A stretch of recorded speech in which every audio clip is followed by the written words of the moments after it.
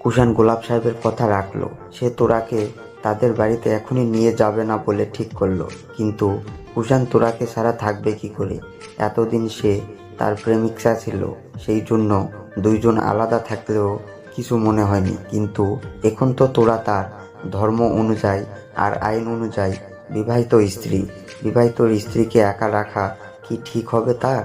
গোলাপ সাহেব কুষাণকে চুপচাপ থাকা দেখে বলল, কি হলো বাবা, বলো কিছু।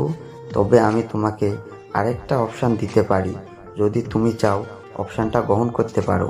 কুষাণ গোলাপ সাহেবের কথা শুনে ওনার দিকে তাকালো আর ভাবতে লাগলো, কি অপশান দিতে চাচ্ছেন গোলাপ সাহেব? কুষাণ কিছু বলার আগেই গোলাপ সাহেব বলল, তুমি চাইলে তোরার সাথে আমাদের বাড়িতে থাকতে পারো। গোলাপ সাহেবের মুখে এইরকম প্রস্তাব শুনে তেলে বেগুনে জ্বলে উঠল। তিনি তখন উচ্চস্বরে বললেন, সেই থেকেই ভুলভাল বকে যাচ্ছেন গোলাপ সাহেব। আমরা মানবতার খাতিরে কেউ কিছু বলছি না, কিন্তু এবার আর চুপ থাকতে পারলাম না। আপনি এত বড় সাহস কোথায় পেলেন? কোন সাহসে আমার ছেলেকে নিজের বাড়িতে রাখতে চাচ্ছেন? গোলাপ সাহেব কামিনীর এমন মেজাজ দেখে হেসে উঠলেন আর বললেন, এত জ্বলছেন কেন বেয়ান? আপনার কথা শুনে মনে হচ্ছে ঘর জামাই শব্দটা আপনি প্রথম শুনলেন। আপনার 3 জামাই তো ঘর জামাই থাকে, শুনেছি তাদের দিয়ে রান্নাবান্না থেকে শুরু করে ঘর ঝাড়ু দেওয়া, মেজে মোছামুছি করা, এমনকি কাপড় ওয়াশও করে নেন। আর এখন শুনতেছি আপনার হাজব্যান্ডও ঘর জামাই থাকে। তাহলে কুষাণ আমাদের বাড়িতে ঘর জামাই থাকলে সমস্যাটা কোথায়? আমরা আপনাদের মতো এতটা ফাঁসান না, কুষাণকে আমরা জামাই আদরেই রাখবো।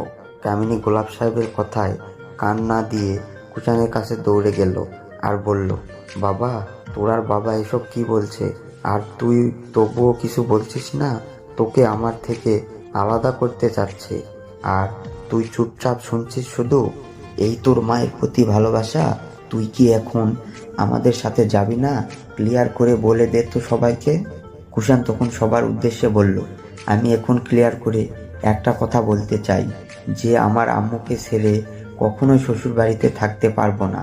ঠিক তেমনি তোরাকে একা একা এখানে রেখেও নিজের বাড়িতে যেতে পারবো না। আমার ফ্যামিলিকেও প্রয়োজন, আর তার সাথে আমার বউকেও প্রয়োজন। এরপরেও যদি তোমরা আমার কথা বুঝতে না পারো, তাহলে আমার কিছু করার নাই। গোলাপ সাহেব তখন বলল, কিন্তু আমি তো এখনই আমার মেয়েকে তোমাদের বাড়িতে পাঠাতে পারবো না। তোমার আম্মু আর বোনেদের আগে কথা দিতে হবে আমার মেয়ের সাথে তারা আর খারাপ আচরণ করবে না, আর তার স্বাধীনতায় কোনো বাধা দিতে পারবে না।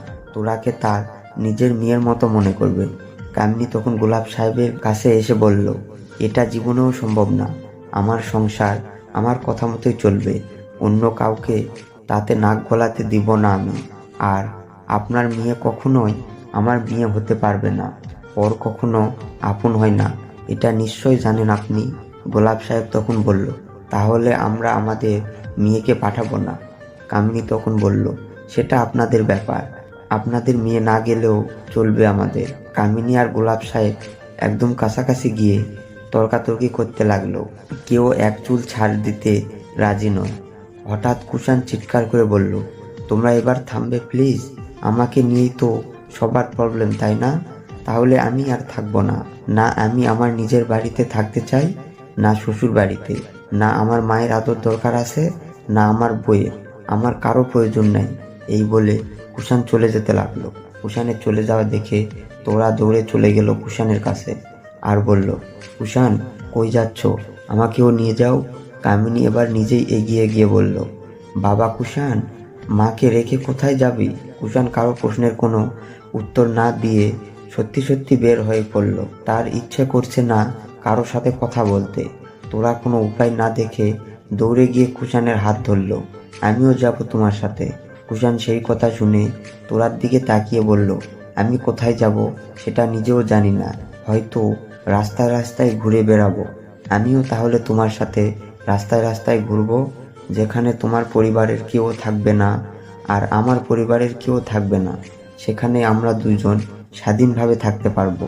কুষাণ সেই কথা শুনে তোরার হাতে হাত মিলিয়ে বলল, হ্যাঁ চলো, দেখি কি আছে আমাদের ভাগ্যে। কামিনী তখন দৌড়ে গিয়ে কুষাণকে আটকালো আর বলল, বাবা কই যাচ্ছিস? কুষাণ তখন বলল, দেখি কোন দিকে যাওয়া যায়। কামিনী তখন বলল, কি বলছিস এইসব? আমি তোকে ছাড়া কি করে থাকবো? কুষাণ তখন বলল, তাহলে তুমিও চলো আমাদের সাথে। না খেয়ে আর না শুয়ে রাস্তায় রাস্তায় ঘুরে বেড়াবো। কামিনী তখন বলল, ঠিক আছে বাবা, আমি গোলাপ সাহেবের শর্ত মেনে নিলাম, তবুও তুই আমাকে এইভাবে একা করে দিস না। তোরাকে নিয়ে আমাদের বাড়িতে চল। কুষাণ তখন বলল, এইসব আমাকে বলে হবে না আম্মু, তোরার বাবাকে গিয়ে বলে আসো তাদের মেয়েকে তারা কি কি শর্তে আমাদের বাড়িতে পাঠিয়ে দিবে। ইরা মিরার লীরা হঠাৎ কামিনীর কাছে এসে বলল, আম্মু কি করছো তুমি? তুমি কি পাগল হয়ে গেলে? এই মেয়েটার কথা মতো কি আমাদের এখন চলতে হবে? কামিনী তখন বলল, তাছাড়া আর কোনো উপায় নাই। আমি আমার ছেলেকে এইভাবে হারাতে পারবো না। আমার একমাত্র আদরের ছেলে সে। আমি থাকবো রাজপ্রাসাদে আর সে রাস্তায় রাস্তায় ঘুরে বেড়াবে? ইরা তখন বলল, তাহলে আমরা কি তোমার আদরের মেয়ে না? মীরা তখন বলল, আমাদের কি তোমার সন্তান মনে হয় না? লীরা তখন বলল, you always do Kushan Kushan, why mom why we are not you believed ছিলেন। কামিনী তার মেয়েদের এমন প্রশ্ন শুনে চিৎকার করে বলল, তোরা থামবি প্লিজ এবার? আমার মাথা কিন্তু ভীষণ গরম হয়ে আসে। প্লিজ আর গরম করিস না আমার মাথাটা। জামাইদের নিয়ে তোরা বাড়ি চলে যা। আমি কুষাণ আর বউকে নিয়ে পরে আসতেছি। ইরা মিরার লীরা তার মায়ের এমন কথা শুনে ভীষণ মন খারাপ করলো। তারা আর এক মুহূর্তও দেরি করলো না। শাহিন মাহিন আর তুহিনকে রেখে তোরাদের বাড়ি থেকে বের হয়ে গেল। কামিনী এবার গোলাপ সাহেবের কাছে এসে বলল, আমার আর আমার মেয়েদের ব্যবহারের জন্য দুঃখিত। আমাদের তোরার সাথে এমনটা করা মোটেও উচিত হয়নি। এবারের মতো পাঠিয়ে দিন তোরাকে। এখন থেকে তোরা আমাদের বাড়িতে তার নিজের বাড়ির মতোই থাকবে। যেহেতু তোরা কুষাণের বউ আর কুষাণ আমাদের একমাত্র ছেলে, সেই হিসেবে আমাদের সংসারে তোরার পূর্ণ অধিকার আছে। আজ থেকে সে আমাদের বাড়িতে আমার মেয়ের মতোই থাকবে। গোলাপ সাহেব সেই কথা শুনে বলল, আচ্ছা ঠিক আছে বেয়ান, আপনি যে আপনার ভুল বুঝতে পারছেন এটাই অনেক। আর আমাদের ব্যবহারে কষ্ট পেয়ে থাকলে ক্ষমা করে দিবেন বেয়াই। তোরা আমাদের একমাত্র মেয়ে, সেই জন্য ওকে নিয়ে আমাদেরও ভীষণ দুশ্চিন্তা হয়। ওকে বিআই সাহেব, তাহলে তোরাও যেন আপনার একমাত্র আদরের মেয়ে, তেমন কুষাণও আমার একমাত্র আদরের ছেলে। এদের জন্য যে আমরা কতটা ভাবি এরা নিজেরাও সেটা জানে না। আমার ছেলেকে আমি বড্ড ভালোবাসি বেআই সাহেব, তার জন্য আমি সব কিছু করতে পারি। কামিনীর এমন কথা শুনে চামেলি হেনা বেগমকে ফিসফিস করে বলল, ব্যাপারটা কি আম্মু? কামিনী এত সহজে কিভাবে নত হলো? এর পিছনে আবার অন্য কোনো রহস্য নাই তো? যদি ওরা তোরার কোনো ক্ষতি করে? হেনা সেই কথা শুনে বললেন, না না, কিছু করতে পারবে না। আমাদের জামাই বাবাজি ঠিক আছে। ইস, এমন নাতি জামাই তো চাইছিলাম আমি। পরিস্থিতি যেমনই হোক না কেন বউকে ছাড়বে না। দেখলে কিভাবে কামিনীকে হ্যান্ডেল করলো? চামেলি তখন বলল, আল্লাহ আমার মেয়েটাকে বাঁচাও আল্লাহ। এই কাল নাগিনীরা যেন সত্যি সত্যি ভালো হয়ে যায়। কুষাণ তার মায়ের কথা শুনে দৌড়ে এসে জড়িয়ে ধরল আর বলল, আমি তোমাকে অনেক ভালোবাসি আম্মু। আমার ব্যবহারে যদি তুমি একটুও কষ্ট পেয়ে থাকো প্লিজ মাফ করে দিও। বিশ্বাস করো, আমি কখনোই কষ্ট দিতে চাইনি তোমাকে। ঠিক আছে বাবা, এখন চল বউকে নিয়ে। এই বলে কামিনী নিজেই তোরার হাত ধরল। তিনি এক হাতে তোরার হাত, অন্য হাতে কুষাণকে নিয়ে সবার থেকে বিদায় নিয়ে বেরিয়ে পড়লেন। কামিনীর এমন রূপ দেখে সবাই ভীষণ আশ্চর্য হলো। গোলাপ সাহেব খুশিতে গদগদ হলেও চামেলি বেগম খুশি হতে পারলেন না। তিনি শুধু ভাবতে লাগলেন, একজন ডেঞ্জারাস মহিলা কি করে 1 সেকেন্ডের মধ্যে পাল্টে যেতে পারে। তোরার চাচি বিড়বিড় করে বলল, এত কাণ্ড কারখানা ঘটালো এই তোরা, আল্লাহ জানে আরো কত কাহিনী দেখাবে সে। স্বর্ণা তা শুনে বলল, আম্মু তুমি একটু বাজে কথা বলা বন্ধ করবে? তুমি তোরা আপুকে সহ্য করতে কেন পারো না? তোরা আপু তো তোমার মেয়ের মতোই, তাই না? স্বর্ণা আম্মুর সেই কথা শুনে মুখ ভেঙচিয়ে বলল, মেয়ের মতো? মেয়ে তো আর নয়। এই বলে তিনি তার রুমে চলে গেলেন। স্বর্ণা আর সাহেব দুইজনই খুশি হলো যে তোরা আবার তার শ্বশুর বাড়ি চলে গেল। এবার তোরা নিশ্চয় আর কোনো অঘটন ঘটাবে না, কারণ কামিনী যদি বাড়াবাড়ি না করে তাহলে তোরাও আর অতিরিক্ত কিছু করবে না, কারণ তোরাকে তারা ভালোভাবেই চেনে। যে তার সাথে খারাপ আচরণ করে সেও তার সাথে খারাপ আচরণ করে, আর যে তার সাথে ভালো আচরণ করে সেও তার সাথে ভালো আচরণ করে। কামিনী তোরাকে বাড়ি নিয়ে গিয়ে তার কিছু গয়না তুলে দিল তোরার হাতে, আর বাড়ির চাবিটা তোরার হাতে দিয়ে বলল, আজ থেকে এই চাবিটা তোমার। তোরা কামিনীর এমন ব্যবহারে সত্যি আশ্চর্য হলো। সে বুঝতে পারছে না এটা কি কামিনীর অভিনয় নাকি সে সত্যি সত্যি ভালো হয়ে গেছে। তোরাকে চুপচাপ থাকা দেখে কামিনী বলল, কি হলো তোরা, অবাক হয়ে যাচ্ছ নাকি? অবাক হওয়ার কিছুই নাই, এই সব কিছু করছি শুধুমাত্র আমার কুষাণের জন্য। আমি ভাবতেও পারছি না কুষাণ তোমাকে এতটা ভালোবাসে। তোমার জন্য সে সব কিছু ছেড়ে দিয়ে রাস্তায় থাকতেও রাজি। সত্যিই তুমি জাদু জানো তোরা, একদিনেই কিভাবে আমার ছেলেটাকে বশ করে ফেলেছো। তোরা কামিনীর কথা শুনছে, কিন্তু সে কিছু বলতে পারছে না। মনে হচ্ছে তার ঠোঁট দুটো কেউ যেন সুপারগুলো দিয়ে আটকে দিয়েছে, সেই জন্য সে কথা বলতে পারছে না। কামিনী এবার তোরার হাত ধরে বলল, তোমার কাছে একটাই অনুরোধ, আমার ছেলেটার শুধু যত্ন নিবে। আজ থেকে সম্পূর্ণভাবে ওকে আমি তোমার হাতে ছেড়ে দিলাম। ওর যেন কোনো অযত্ন না হয়। কুষাণ আমার কি কি খেতে পছন্দ করে, কিভাবে চলাফেরা করে, কখন কোন ড্রেস পরে, কখন কি পরে, সব রুটিন করা আছে। রুটিন অনুযায়ী আজ থেকে তুমি ওর খেয়াল রাখবে। এখন রুমে যাও, ছেলেটা আমার একা আছে। তোরা কামিনীর কথা শুনে বেকুবের মতো চলে যাচ্ছে, কারণ তার যে কোনো বোধ শক্তি নাই। এ কোন কামিনীকে দেখছে সে? কামিনী হঠাৎ আবার তোরার হাত ধরে বলল, তোরা, বারবার বলছি একমাত্র সন্তান আমার, ওর যেন কোনো অবহেলা না হয়, কারণ আজ থেকে আমি আর ওকে নিয়ে মাথা ঘামাবো না। তোরা তখন মাথা নাড়িয়ে চলে গেল। তোরা চলে যাওয়ার পর কামিনী ঘরের দরজা লাগিয়ে দিয়ে কাঁদতে লাগলো। তার আজ কেন জানি ভীষণ কষ্ট হচ্ছে। সে তো ভাবতেই পারেনি এইরকম দিন তাকে দেখতে হবে। তার ভালোবাসার সন্তানকে এইভাবে অন্য আরেকজনের হাতে তুলে দিতে হবে। কামিনী সব সহ্য করতে পারে, কিন্তু কুষাণের প্রতি কারো অন্যায় অধিকার সে কিছুতেই সহ্য করতে পারে না। কিন্তু এটাই যে বাস্তবতা।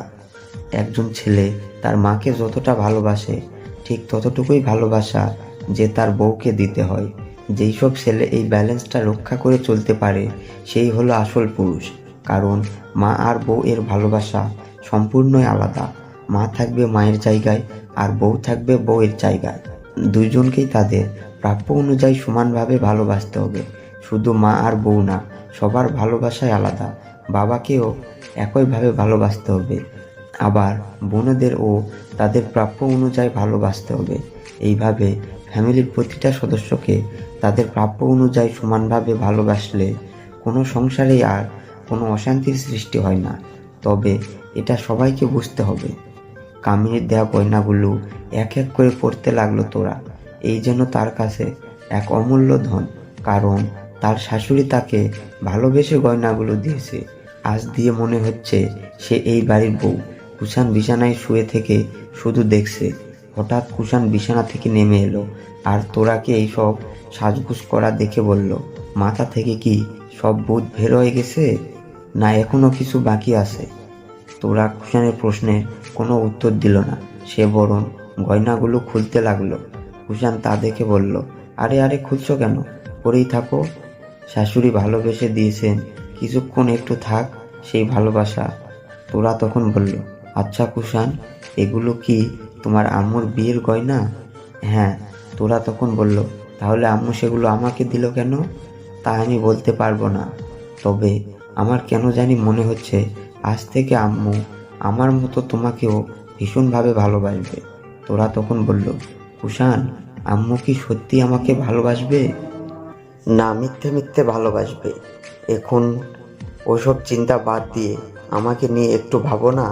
তোরা কুষাণের কথা শুনে বলল, তোমার কথা কি ভাববো? এই বলে তোরা চলে যেতে লাগলো। কুষাণ তখন তোরার হাত টেনে ধরে তোরার কাছে টেনে নিয়ে বলল, 1 বছর রিলেশন করছি, একটা দিনও এই গোলাপি রঙের নরম ঠোঁট দ্বৈত স্পর্শ করেও দেখিনি। আর 2 দিন হলো বিয়ে হয়েছে, এখন পর্যন্ত একবারের জন্য স্বামীর অধিকার ফলায়নি। আমার জন্য কি তোমার একটুও মায়া দয়া হয় না? একবারের জন্যও কি মনে হয় না এই ছেলেটা তার বউয়ের ভালোবাসা পাওয়ার জন্য অস্থির হয়ে আছে? তোরা কুষাণের কথা শুনে বলল, তুমি যে বেকুব, একটা হাদারাম ছেলে, এই জন্যই বউয়ের আদর্শ আগে অপেক্ষায় বসে আসো। গাধা কোথাকার, ছাড়ো আমাকে। এই বললে তোরা বিছানায় গিয়ে শুয়ে পড়ল। কুষাণ বুঝতে পারল না তোরার ভাবসাব। সে কি তাকে আদর করতে বলছে, না এখনো রাগ করেই আছে? এই জন্য কুষাণ আবার চলে গেল তোরার কাছে আর বলল, এই তোরা ক্লিয়ার করে বলো না, আমি তোমার মতো এত প্যাঁচ ঘুষ বুঝি না।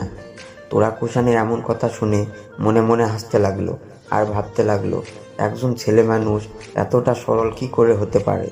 সে এখন বউকে আদর করবে না বসে থাকবে, সেটাও নাকি এখন তাকে বলে দিতে হবে। তোরা কিছু বলছো না কেন? তোরা এবার উঠে বসলো বিছানায়। কি বলবো? না মানে তুমি কি এখনো রাগ করে আসো আমার উপর? না। এই বলে তোরা আবার শুয়ে পড়ল। তারা আর মনে মনে ভাবতে লাগলো, এত ভদ্র স্বামী নিয়ে আমি কি করবোটা কি, যে বউকে টাচ করার আগে পারমিশন চাই? কুষাণ এখনো বোকার মতো চুপচাপ দাঁড়িয়ে থাকলো। কারণ তোরার যে তেজ, যদি তাকে আদর করতে লাগে আর সে উল্টো যদি রাগ করে, তখন কি হবে? তখন তো আবার রাগ ভাঙাতে ভাঙাতে আজকের রাতটাই শেষ হয়ে যাবে। তোরা এবার চুপচাপ করে না থেকে বলল, ওইভাবে বোকার মতো দাঁড়িয়ে আসো কেন? লাইট অফ করে দিয়ে শুয়ে পড়ো। তুমি না অন্ধকারে ভয় পাও? তোরা তখন বলল, আগে পাইতাম, এখন আর পাই না। কুষাণ সেই কথা শুনে লাইট অফ করে দিয়ে তোরার পাশে এসে শুয়ে পড়ল আর ভাবতে লাগলো কিভাবে শুরু করবে সে। তোরা এবার নিজেই কুষাণের পাশ হলো। ড্রিম লাইটের নীল আলোয় দুইজনকে স্পষ্ট দেখা যাচ্ছে। তোরা তখন বলল, এত দূরে কেন তুমি কুষাণ? এই কিছুক্ষণ আগেই তো একবারে প্রেম ভালোবাসায় উতলে পড়ছিলে, এখন এই রকম দূরে দূরে কেন? না মানে আমি একটু নার্ভাস ফিল করতেছি বাবু, কিভাবে তোমাকে লাভ করা শুরু করব তা বুঝতে পারতেছি না। তোরা কুষাণের এমন কথা শুনে চিৎকার করে বলল, আরে গাধার বাচ্চা, এটাও কি এখন আমাকে বলে দিতে হবে? আমার কিন্তু এবার ভীষণ রাগ উঠতেছে কুষাণ, জানোই তো রেগে গেলে আমাকে কেউ কন্ট্রোল করতে পারে না। ওকে ওকে, রাগ কইরো না কলিজা, প্রথমবার তো ভীষণ ভয় লাগতেছে। তোরা তখন কুষাণকে নিজেই তার কাছে টেনে নিয়ে বলল, তো আমার কি দ্বিতীয়বার? এই বলে তোরা নিজেই কুষাণকে জড়িয়ে ধরল।